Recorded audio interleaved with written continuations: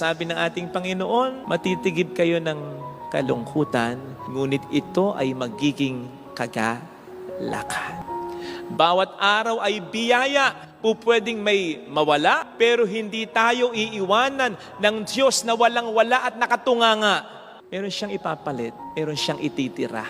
Hindi man kasing ganda, kasing halaga nung dati, ang mahalaga, mayroong ititira. May dahilan, kapatid, upang tayo ay muling ngumiti, tumawa, at sumaya. Ang problema, dapat dinadaanan, hindi tinatambayan. Ano man ang ating mga pangit na experiences, just feel it, but do not feed it.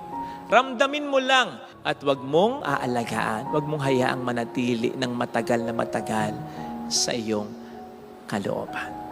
Walang mangyayari sa ating maganda o mabuti kapag ganyan.